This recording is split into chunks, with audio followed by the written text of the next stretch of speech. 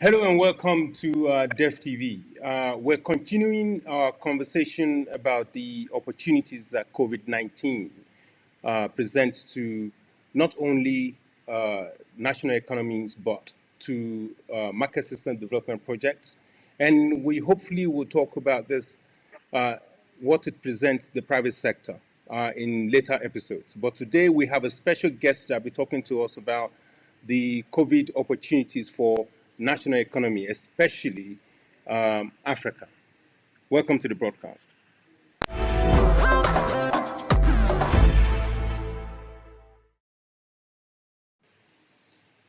Hello and welcome to Dev TV. As you know, Dev TV, we profile ideas, innovations, and individuals doing amazing things in economic development.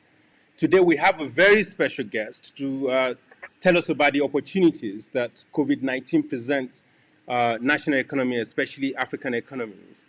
And he is the Vice Chairman of Technical Committee for National Council of Privatization. He's a member of the Board of Economic Advisors at the Office of the Economic Advice for the Vice President of Nigeria. He's a member of Nigeria's Industrial Council. He was a member of the Presidential Technical Advisory Committee. He was a member of the defunct National Economic Intelligence Committee.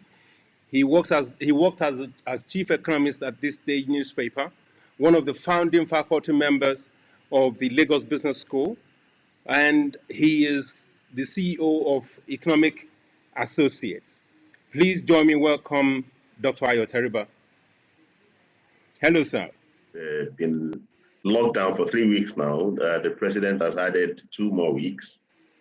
So we hope the cloud should clear at the end of those 2 weeks. But there's uncertainty and people begin to self-isolate, and the government intervenes by enforcing a lockdown. So the reason, that you can't avoid a lockdown is that the only way to prevent the spread, is to lock down. While there a vaccine, everybody will get vaccinated and there will be no need for any lockdown. There will be no need for any social distancing. So we presented with a challenge that could be temporary or that should be temporary. It's a question of how long it takes for the world to contain the pandemic. From the experience of China where it broke out, it has taken them like 4 months in total to get through the lockdown phase, and they're beginning to open up.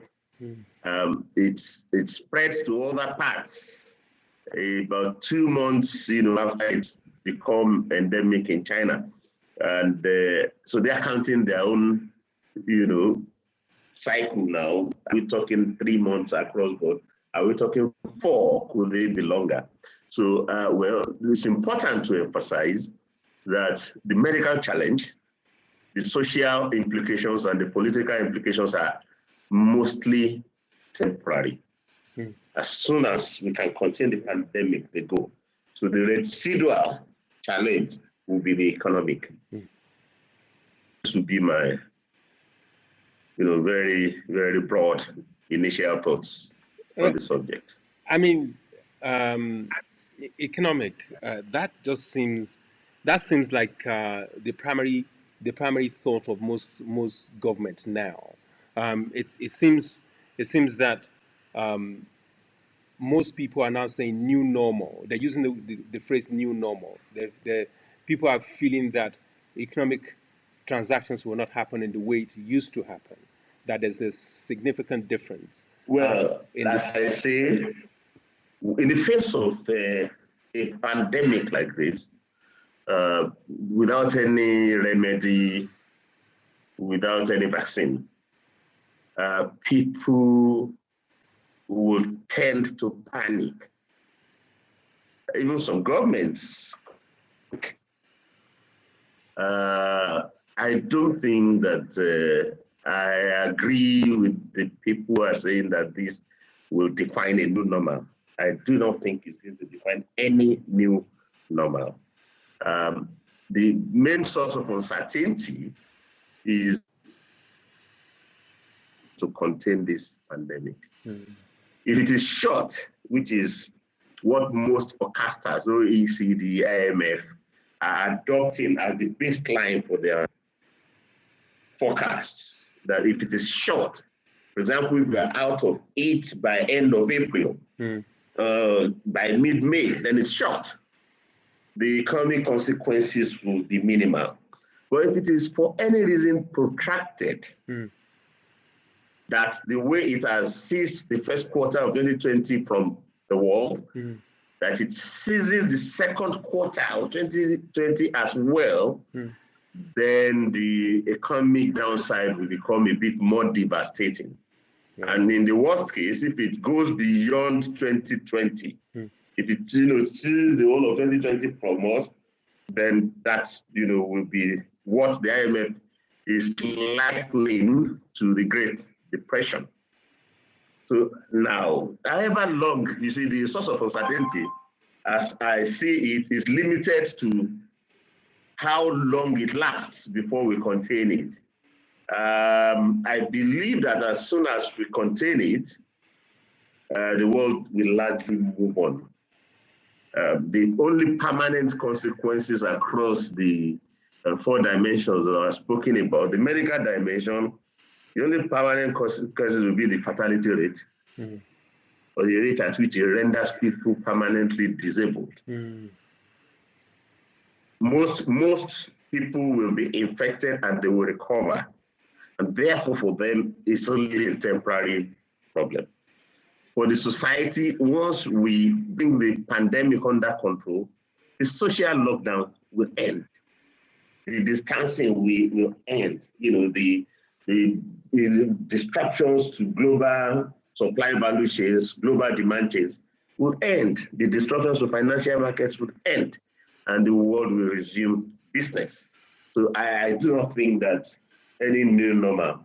The fact that we now try to do meetings by video conferencing shows you the limit of what you can't play football by video conferencing. You can't, unless you can't do Olympics by video conferencing. Unless you find a way to play football or do Olympics by video conferencing, and then you can say we have a new normal. Everything will migrate, onto the e-platform. So people tend to exaggerate because they too are shaking. They are psychologically shaking. And I don't, I thought that the projections that the IMF released in its current world economic outlook were exaggerated the issue a little bit. They're moving out of the baseline that we've been familiar with.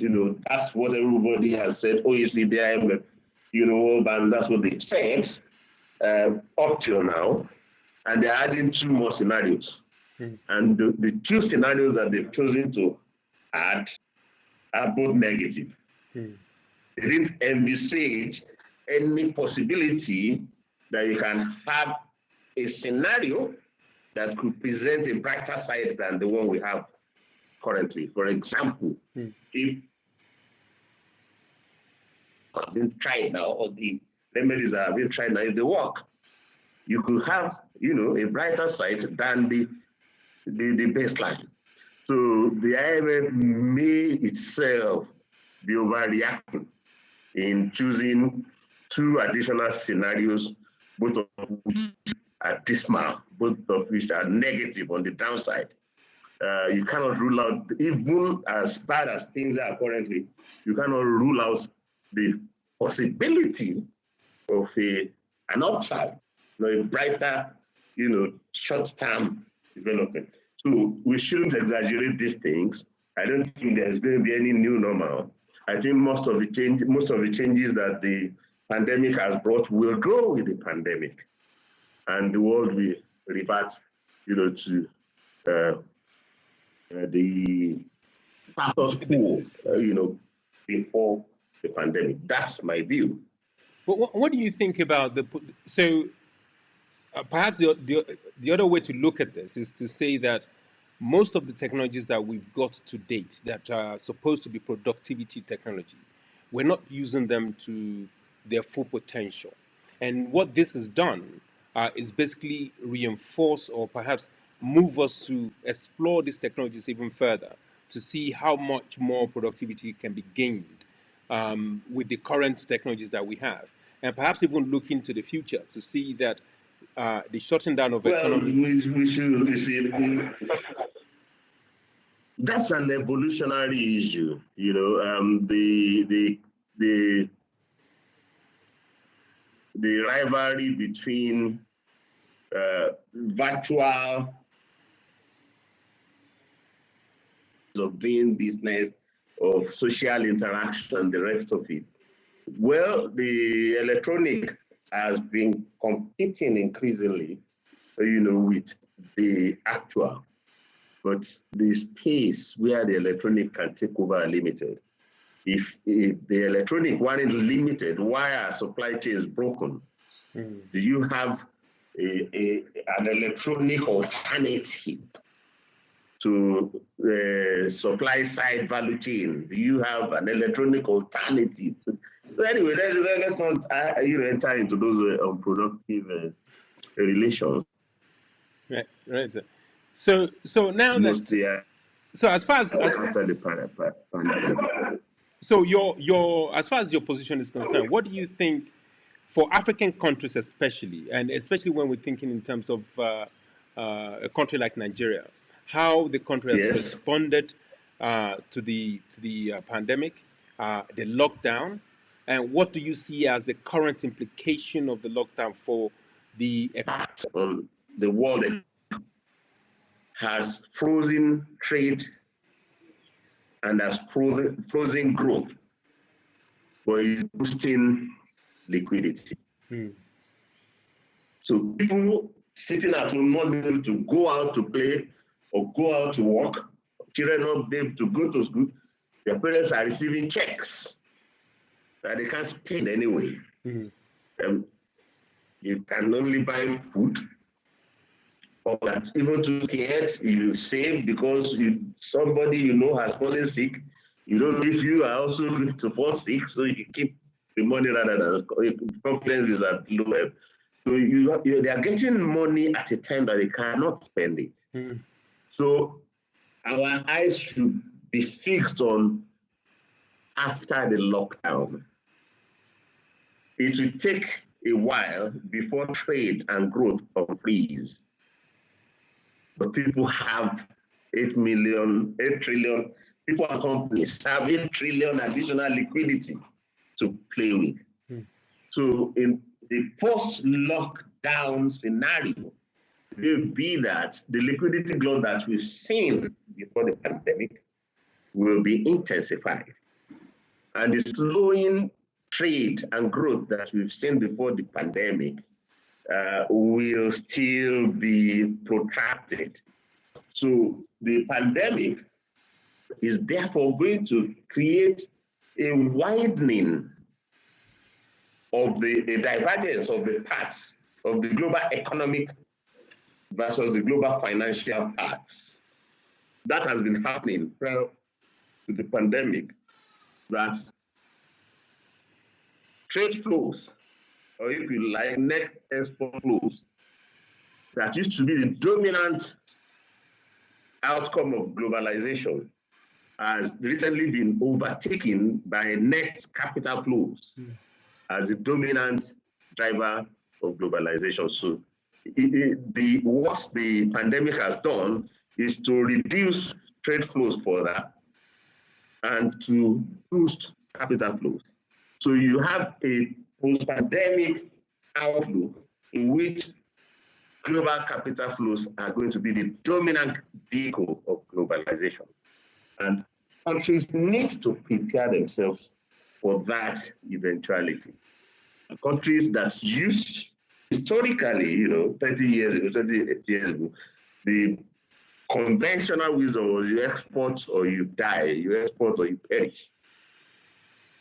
The post-pandemic reality will be closer to You attract capital inflows or you perish, because the opportunities to grow the exports are likely to be there, at least in the short term. It will take a while for trade and growth to recover. But liquidity will hit you in the face, right, from the onset of the recovery. That's my view. So, okay, can we talk specifically now about the opportunities that you see, especially for African countries or developing economies? What specifically are those opportunities that you think we should be preparing for? I mean, you just explained trade and liquidity and the potential way of addressing our current situations by focusing on we're recognizing that there's increased liquidity that cannot be used elsewhere. So, given the state that we're in Africa, what are the things that an African country can be doing right now to prepare itself for the opportunity that we have in post-pandemic era? Or perhaps let's highlight the opportunities first before we talk about the action that should be taken. Okay. The opportunity that the world presents African countries after the pandemic is more financial than real. Opportunities for growth or for export earning will be slow to pick up, but opportunities to attract capital flows will be bigger. So the post-pandemic green shoots will be mostly financial. And therefore, African countries must ensure that their policies are well aligned with that unfolding global reality. They need to reposition to get a fair share of the financial green shoots with which they can sustain their own growth and stability. In particular, they need to increase their share of FDI and remittance inflows. Those will become the main source of external liquidity, globally. And Africa, Nigeria and Africa need to attract larger inflows of FDI and diaspora remittances and deploy those into transport and energy infrastructure that will boost growth and trade. So the emphasis, this lockdown should offer African economies to brainstorm about how to attract what the world offers them. The world does not offer them brighter growth prospects now. The world does not offer them brighter export prospects. So there's no point trying to get what the world cannot offer you. Those are slowing down maybe for the next year or so. But the world offers you cheap liquidity. So you get, to the drawing board and ask the question, what must I do? And that leads us to, issue you have raised about what steps, what specific actions are we suggesting that, Africa or Nigeria should take, to get a fair share. Now, it will be up to Nigeria and African countries to decide which of the corporate assets that they own they are willing to sell. So equity investors who will bring in brownfield FDI. It is up to African countries to determine which intangible assets like government monopoly rights that you want to license to investors who will bring greenfield FDI. So you sell part of your equity holdings in existing companies to get brownfield FDI, or you sell the rights to spaces where government has reserved for themselves, and that, that's common across Africa. So foreign investors come and operate. We did it in the GSM telephony, and investors came in. So Nigeria needs to do it, and Africa has to do it across all infrastructure. Open the space for investors and stop saying that there are infrastructure deficit when government holds on to monopoly in those sectors, or government owns the companies that operate there 100%. So it's about what are you offering. You cannot sit down, you can't adopt passive investment policies saying that when investors arrive, you're waiting for investors to arrive, so you give them incentives. Investors never arrive.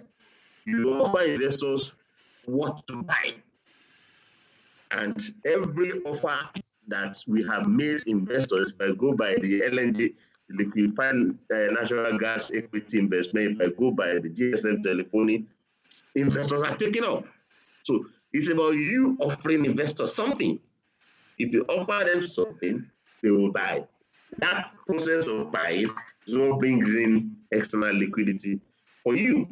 And it seems that that's a very, very important lesson that African countries need to learn. And they have to learn it rapidly and, try to bring that to play once the lockdown ends.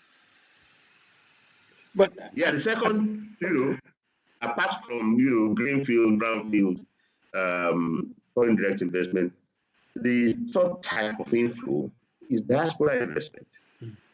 Now, African countries can't sit down and hope that diaspora will send money home. You need to articulate a clear enough future that diaspora can invest in. You need to bring instruments on board, like India and China, they issue diaspora bonds. So it's up to the government, to clarify a vision, a plan for each of the countries and for the continent in which, you can point out to the diaspora, this is the space you can come in and play. And you can also securitize, your equity assets in international joint ventures in form of diaspora bonds or foreign currency bonds. Very broadly, this will be the types of specific steps that I will be encouraging Nigeria and other African countries today. We should stop talking about wanting to borrow. We should stop talking about, the collapse in commodity prices has affected my revenue. So the story is not just about revenue and debt. We should bring their assets into play and the equity headroom that the assets will help them to unlock. That's how India is engaging the world. Their assets at the forefront and the equity, that you can buy. And that's how Saudi Arabia is attempting to engage the world. That's how Egypt, which is the only exception who has managed to get it right, but only in the last 2 or 3 years in Africa, is engaging the world. You bring strong enough propositions for equity investors and for diaspora, and when you can convince them, they will bring the money in. But can I ask then? Presumably, African economists, people in government, people in central banks, they understand these things. I'm assuming these are not simple enough economics, but it makes a lot of sense. If you have asset, if you're sitting on asset, and if you can release that, that will invite a bit more investment and probably innovation that will help the whole economy grow. What do you think is stopping African countries from doing what you're suggesting? Is it a sort of like a constitutional issue, political issue, social issue? Is it because of some of the responsibilities or influences from outside the countries or within the countries? What is it that is stopping African countries on using the asset that they have to achieve good infrastructure that will enable economic growth? Well, you can always ask that question, about any country, and at any time. We are saying that India managed to get it right now, but they didn't always get it right. As up to 1990, they were in the best example of how to attract investment. They were one of the worst examples. They were closed to foreign investment. They were so distrustful of foreign investment. So when we are trying to articulate a consensus for policy reform, we shouldn't waste time asking ourselves why have we not come to this realization all this while? It's a waste of time. It's a cognitive challenge to start with.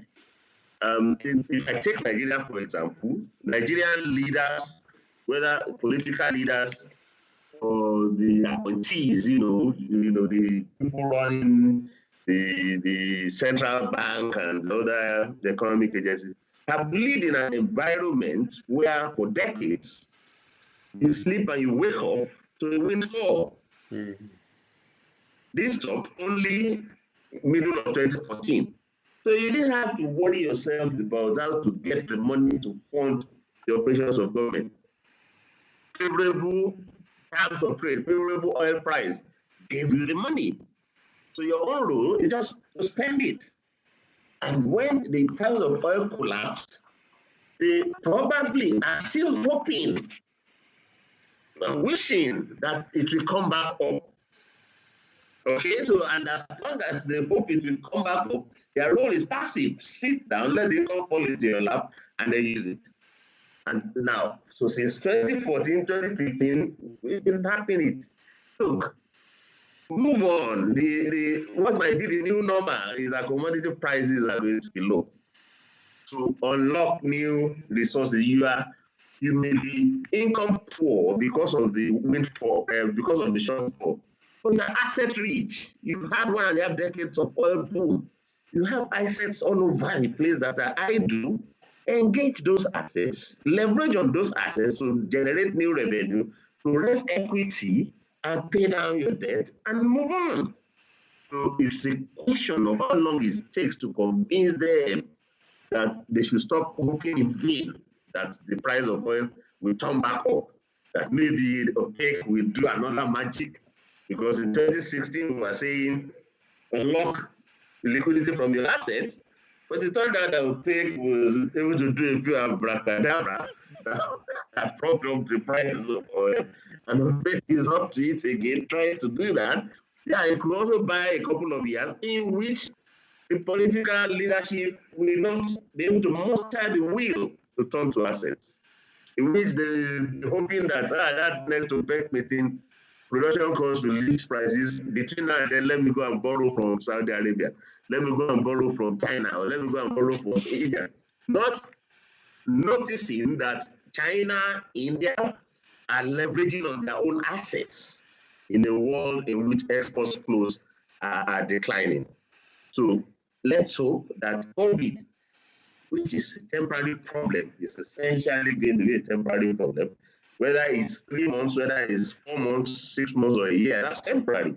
Let's hope COVID presses the point home that, hey, look, bring your assets into play. You can't be so asset rich and be portraying yourself as income poor and therefore portraying yourself as a perpetual borrower. You want to borrow, 2.5 billion from World Bank, borrow 3 billion from Eurobond market. When you have a barracks on Victoria Island, you have a barracks in Ikoyi, you have a barracks in Maryland. If you can relocate that barracks to some more economic location and you repurpose and develop each of those 3 barracks I've mentioned, it can unlock for you every money to fund your budget for 2 full years. And you have hundreds of them across the country. You have hundreds of prisons on commercial location that has no revenue but could have revenue. So we abandon them. We keep our assets idle and we are looking to borrow money. So basically, it's a question of how long it takes for them to become convinced that this is the right thing to do. Just as they took an economic crisis for India to become convinced to travel on the path it's currently traveling in the early 90s. Are you of the belief that this crisis will hopefully wake up Nigeria and other African countries to begin to use the assets to drive the economy of their country forward. Are you convinced that's going to happen, or Well, this is not enough shock? Well, if I did not believe so, I won't be saying it. And the alternative can be gruesome. You know, trying to continue in the paths that we have been coming on, that we ignore our assets, we ignore our equity issuance headroom, we don't want to prepare ourselves, you know, for attracting market funds. We just want our neighbor to help us. You know, you had one and a half decades of boom. Boom ascended. Within 5 years, you want your neighbor to help you. If your neighbor too was looking for somebody to help him, stop saying your neighbor should help you. You know, as you make your bed. So you learn it less. Well, one of the pushback you get when you tell them about these things, that these things are saying they are long term. Not knowing that the journey of 1,000 miles begins with one step. They just say they are long term. They want money that they can borrow and they can rise in 3 months. They don't want any effort. Because, I don't know any way of generating revenue that gives you money overnight that is short term. Largely my views, and happy. Thank you very much, sir. So the other thing I want to try and ask you just before you go is, what? So I work in economic development. I work with donor agencies, and they have pro-poor projects across the country, across the continent. And I just wondered if donor projects or donors have any role to play in either nudging the countries to begin to think in terms of asset utilization, or perhaps even the way to mop up this excess liquidity that potentially it's already in the economy. What role do you think we can play as economic development professionals? Well, the emphasis should be on the idea that development partners can bring to the table. The word donors can be ambiguous. There may be an outdated way to describe them. In the early 90s, donor funds were the largest type of external capital inflow for developing countries. All developing countries. But that has changed now. FDI and remittances are many times bigger than donor funds. Each of them are many times bigger than donor. Then they were not up to half of donor money. So you should call them development partners. They don't have deep enough pockets to be enough money to spread ideas. Maybe you should concentrate on how to help African countries to see the need to have a continental plan for attracting liquidity, to have a continental plan for deploying infrastructure that connects the different countries. Because if they deploy infrastructure, trade and growth will happen. But they don't have liquidity. That's why they can't deploy infrastructure. So donors should come in and promote conversation, where it matters, in how to get liquidity, how to get equity investment there, how to get remittances, and how to deploy those to build infrastructure. Now, trade and growth are ends. Infrastructure and liquidity are means. Once the means are deployed, the ends will be attained. African countries need to understand that. And that you need to be active to secure investment. You have to build something. Make up your mind that I'm selling this to equity investors. Not that you are sitting down waiting for them to arrive. They won't. They arrive elsewhere, where there are concrete offers on the table of equity ownership opportunity for them to come and take up. That's my view. Doctor, thank you very much for the education. Thank you for sparing the time to talk to us about all of these issues. And it is hoped that uh, some of the people that are listening will change the perception of what it is that we should be talking about in terms of conversation that will lead to economic growth, at least that will help us begin to move towards good growth with infrastructure development. And hopefully, in the conversation we have Thank you very much. in corridors. So, thank you very much, Doctor. I really appreciate Thank the you time. very much. Thank you. A Thank you. pleasure. Well, there you have it, ladies and gentlemen. I hope you've had a good understanding of the perspective of Dr. Ayo Teriba.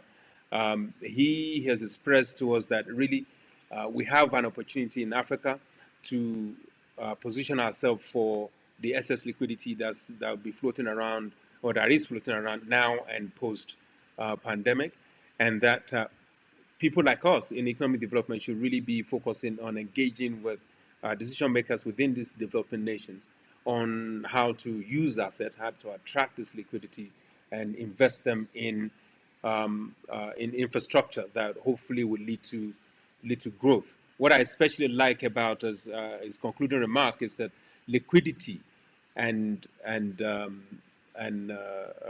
liquidity is a means, and the trade and the growth of the economy is exactly what we want to try and is the end. So we need to understand the means. We need to use the means so we can get the end. I'm especially grateful to him for coming to explain all of this thing to us, and hopefully we'll have him back to talk further about these things. So thank you very much for watching, and we continue to broadcast the opportunities that COVID-19 is bringing to us. We talked about market system development projects. Now we're talking we've just spoken with Dr. Teriba about national level opportunities. The next we'll be discussing about, we'll be talking to people in the private sector and see how, what opportunities COVID-19 presents. So thank you for watching, and see you next time.